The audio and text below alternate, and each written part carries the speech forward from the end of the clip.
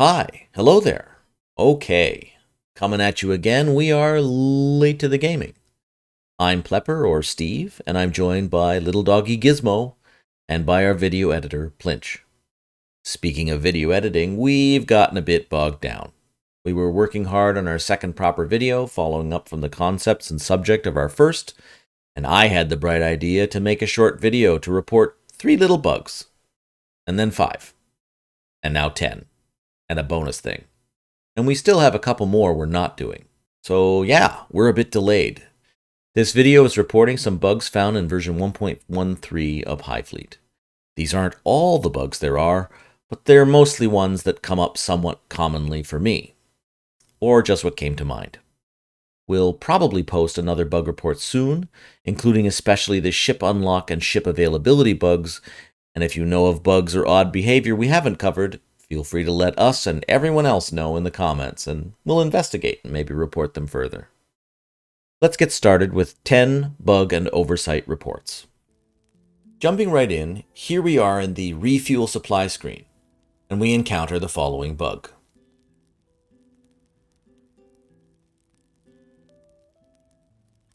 Did you catch that? Every time I brought the slider back down to 0 tons of purchased fuel, it had deleted a few golds. Watch again.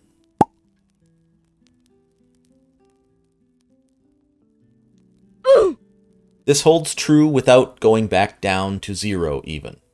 And that can be tested by moving to any consistent fueling level, like say 1207 tons here. Move it around without going to 0. Then return it carefully to 1207 tons.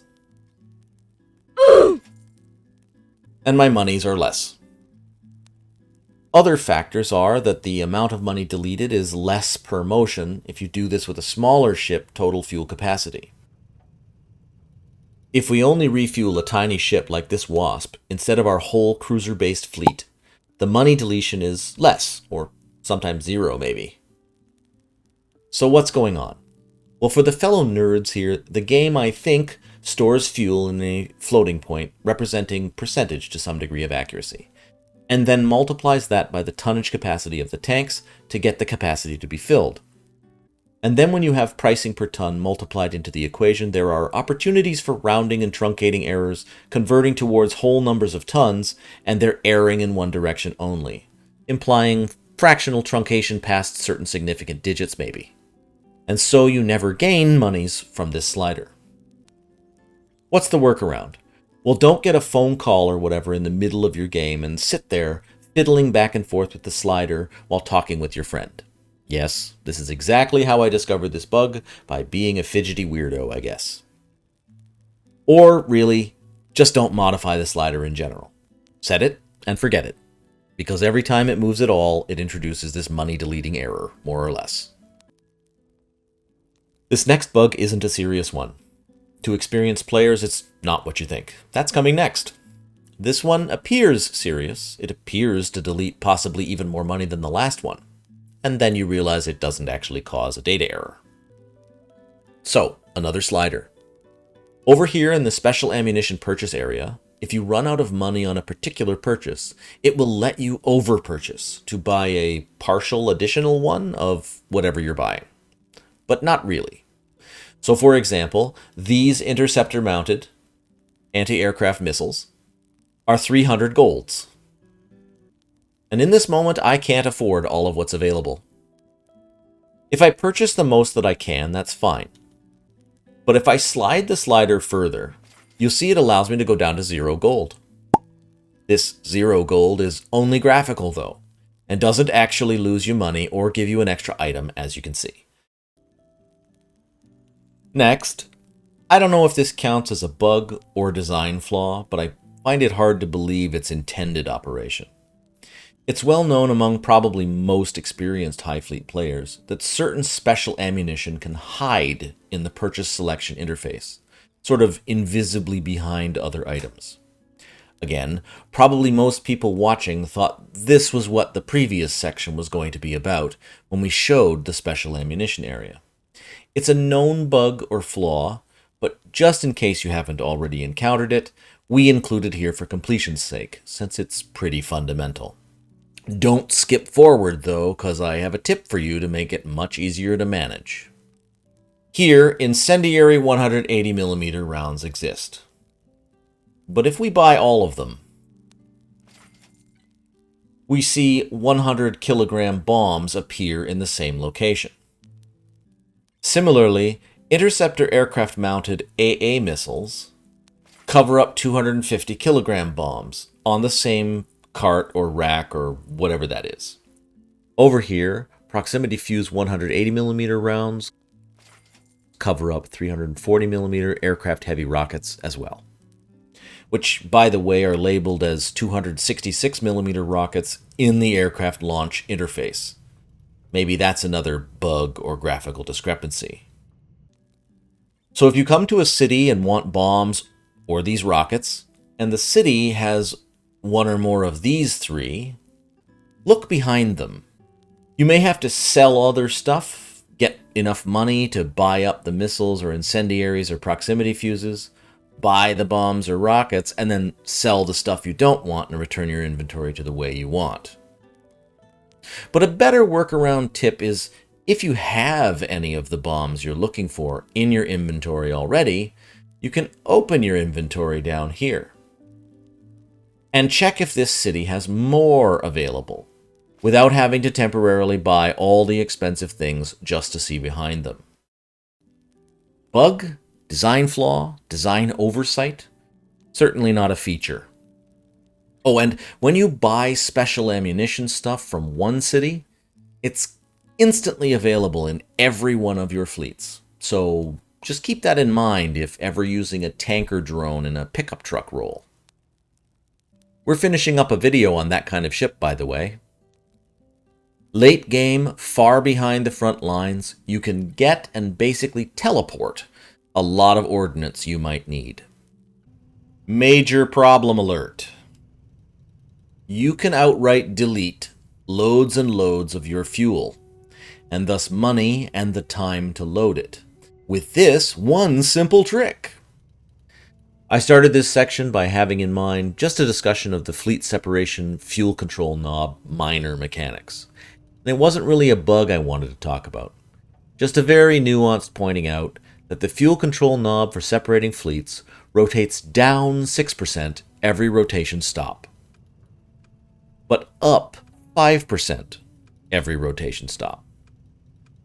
You can use this difference to fine-tune the amount of fuel you give a fleet that you're splitting off, to tune it to specifically desired integer percentage points. I won't get into case studies as to why this might matter, but if you're as crazy as I am, always feathering the bottom of resources and whatever, trying to maximize fuel emptiness while still being able to reach destinations for fuel pickups, sometimes this nuanced function will matter. Just keep it in mind. But I had for some reason briefly forgotten something major. The delete most of your fuel bug. Sometimes you want to split off a fleet with a lower percentage of fuel than the fleet it's leaving. Again, not going into case studies here, but basically, efficient splitting off tanker runs and in-flight refueling mergers might bring up this problem. If you split off a ship or fleet with large fuel capacity, and the Sevastopol is an obvious example, you can rotate that fleet leaving ship or ships down to 1% even. Your assumption might be that you'd leave behind the remaining excess fuel with the original fleet, that the redistribution among the remaining ships might not be able to hold it all, but somehow it would remain on the ground for pickup later, or stay in the ship you've chosen even, or something. It does not. Watch me basically delete almost all the fuel in my fleet. So be careful with tanker-style ships. Don't go over the limit of your remaining fleet by too far underfueling your splitting fleet. Is it a bug, or is it just user error? Whatever, watch out. Now I suppose I include this next bug in case the developers ever see this. It's not serious at all and does not really affect the player meaningfully. But If any of your fleets merge while you have one of them selected, the graphic display of the fleet makeup here will not update to show the new merged fleet, showing instead the makeup of the fleet you had previously selected. Easiest way to show this one is, grab a fleet, split a ship or ships off, then merge right back together. To make it update, select something else, do something else, or just mouse over one of the ship selection buttons here, and when you move away, it will update properly. This is not a serious bug at all, just a very minor graphic updating event oversight, I think. Fleet mergers, you say? I happen to like the effect of this next one, and I'm not sure it's a bug or oversight at all. Some far more serious and important bugs come next, by the way. Stay tuned or skip ahead for those, and the bonus. But while looking through the game files for HighFleet, as one does, I noticed the audio voice files the game uses. Obviously, the only thing to do next is to play them. All of them. And I noticed that there are English files that you never hear. Roger that. Godspeed. It is possible that the English localization was not completed, that the pointers weren't updated in some localization specification place. But anyway, when you issue fleet commands, particularly fleet splits and mergers, the game plays a voice that recognizes and basically says, "We did it," or "Mission accomplished." It's kind of just an audio acknowledgement. In Russian. And personally, I think it's cool and fits the overall style of the game. Keeps it in touch with its roots. The game is so well done, the developers did so much obvious hard work to make it accessible, and the story context infuses every moment. I like hearing the Russian command acknowledgements for things I don't need to understand. Unlike, thermal signature detected. Unfortunately, have you ever noticed your infrared detection waterfall display go blank black? I believe it happens when you Alt-Tab, maybe. I find it hard to reproduce consistently, but it happens, and it happens to every fleet all at once. You can't just click to a different fleet and back, even to fleets that don't have IR detection and back. I think the game has to be reloaded for it to reset. Again, I can't consistently reproduce this bug, but it happens often enough to be a problem. Note that on game load, the waterfall is blank black also, in the same way. Just this bug doesn't ever update, unlike game start after unpausing. And if this bug is happening because of alt-tabbing, then it's truly the bane of a YouTuber trying to produce solid video content and good scripts and edits. If you're feeling it, throw us a like, maybe subscribe. Let us know what you think in the comments. Some items come on ships that you can't get in the regular game, or that show up later in the story. This section is slightly longer and not that important, so skip ahead if you already know where I'm going with this. Let's start with the most significant. R3 theater ballistic missiles can be mounted to ships designed in the shipwork editor. They do not appear in the campaign rare equipment merchant cities until after the late game point of no return storyline arc. No spoilers, only referring to basic and probably expected common game mechanics. If you want them though, again, you can mount them to ships. One slightly broken exploit trick would be to make a pathologically designed ship with whatever minimum viable equipment you need, like 1 or 2 engines, minimal hull and power, a fuel tank, and a whole bunch of missiles mounted. Notice the cantilever design. Start the campaign, buy it, strip the missiles, sell what remains, and you get a fixed number of these missiles in your inventory. Of course, at the cost of starting monies. Shipworks inventory items appear to be absolutely weightless, so fleets flying around with tons of repair and rearm inventory are more efficient than having that stuff mounted to a ship and ready to fire. Anyway, R3 super duper fast long range whatever missiles can be had at game start with this somewhat exploity mechanic. And you can do this with anything else rare you want to reserve quantities of at game start. Again, with the trade-off in starting monies. This section is going to be so long, but before moving on, just a quick note. that the nuclear N variant of the R3 has an additional, assuredly unintended quirk. It kind of mounts like the smaller combat R5 missiles that you can fit 2, where you might expect only to fit 1, like the other big missiles, including the regular R3. Someone named Warstalker was kind enough to make a Steam community guide post that shows the script replacement required to fix the problem if you want to return it to expected behavior. We'll include the link to that in the video description. Next, this missile and this missile appear identical, but one is R5 Zenith and one is R6 Nadir. The only apparent difference here is double the price and the intimidating high-yield description. The Nadir is not available for purchase in the campaign or in the ship editor equipment menu. Only the Zenith is.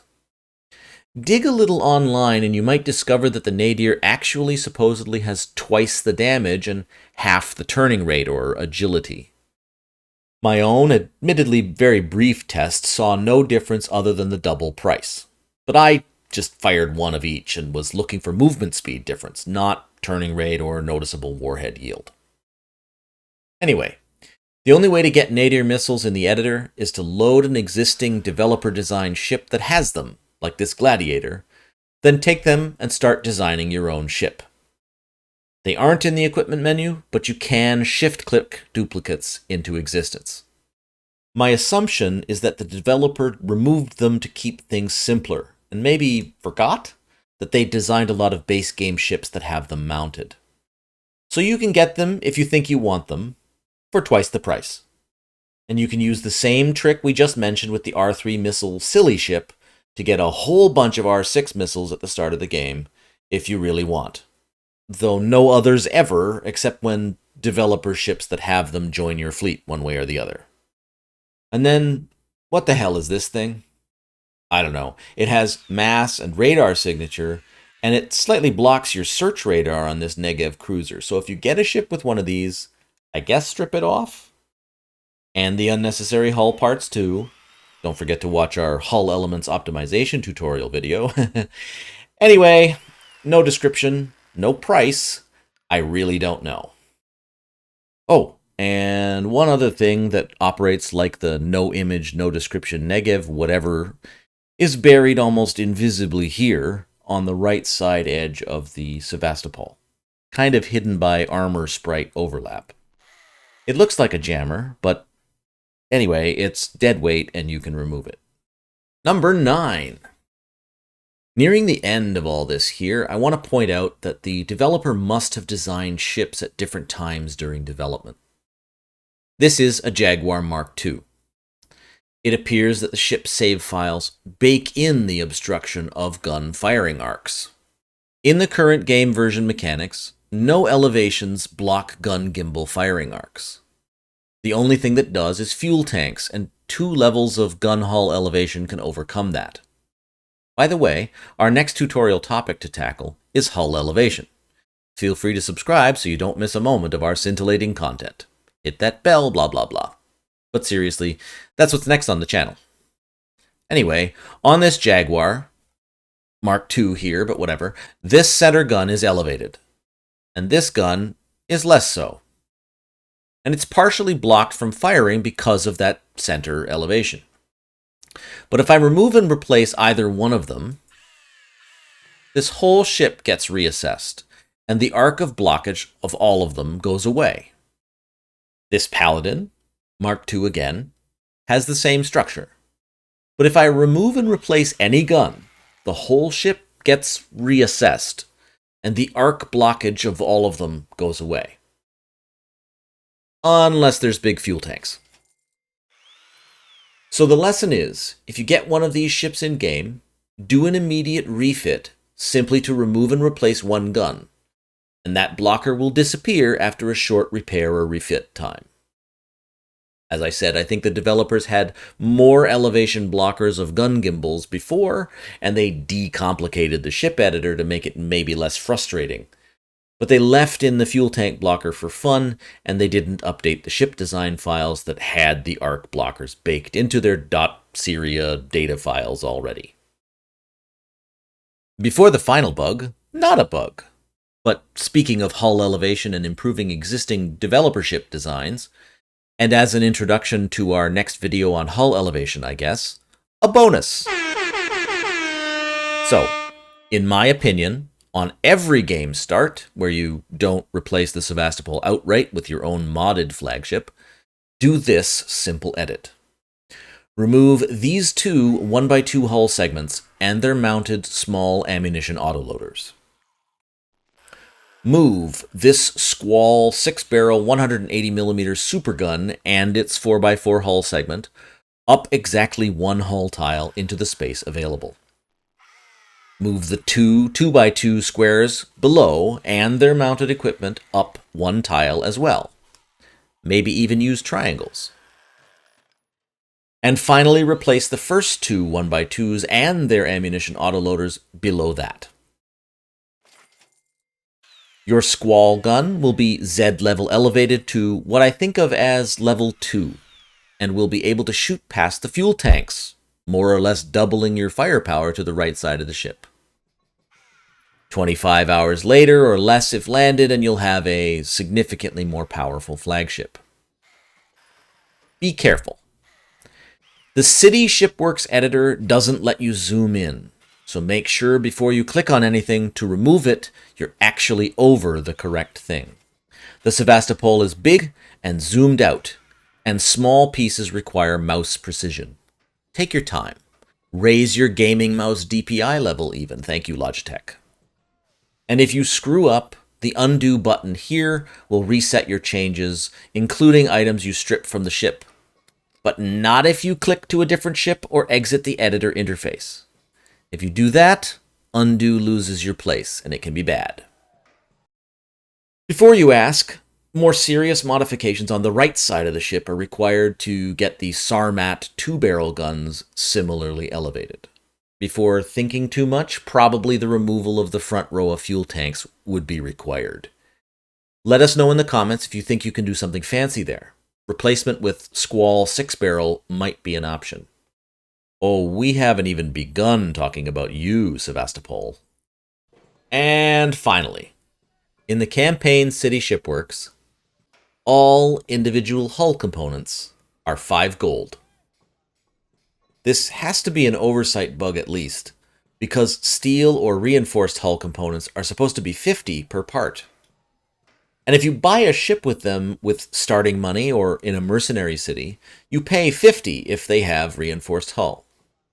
But in the City Shipworks editor, all hull components are 5 gold. Seriously. Design a ship, start a campaign, buy the ship, and edit the ship to have a whack of reinforced hull around the outside. And every component will be 5 gold. It says it's 50 here. It's not.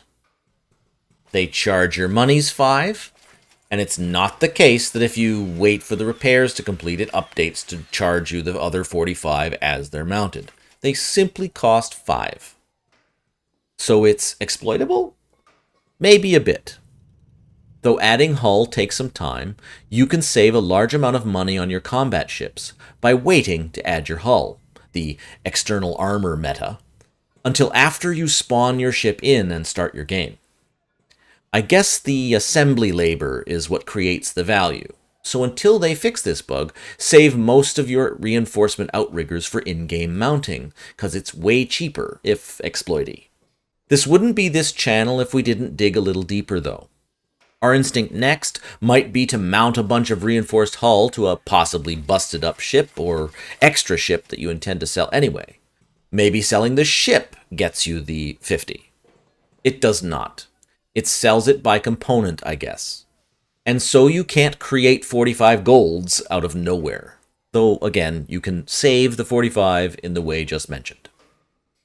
Next investigation would be what happens when you buy a ship that has reinforced hull on it at the start of the game, or from a mercenary city. Like this Gladiator here. And you sell it. 27,140 it says. The confirmation pop-up says the same. But the actual money you get is 5, not 50, for each reinforced hull. 26,240 instead of 27,140 here. I guess losing money this way is better and less game-breaky than letting us sell for more than things are supposedly worth, because gamers gonna farm exploits. But just be advised, reinforced hull is weird, and it costs a lot more to start the game with it, or to buy it in ship form from the mercenary cities. If you look into this further, please let us know in the comments what you find. Well, thanks for watching. As I said, this video started as a concept to report 3 bugs, but we just kept going. We're hoping to bring some details, tutorials, observations, fun, and accumulated knowledge and help to this community. We kind of don't know what we're doing, but we are doing our best with our limited time. Should this have been 10 or 12 separate videos? You'll let us know, I guess. Gizmo, Plinch, and I, Steve, will be coming at you soon with more crazy HighFleet antics and hopefully optimization. Someday soon we'll even do gameplay videos. Good luck, have fun, and thanks for watching us here at Late to the Gaming. We'd love to know what you think.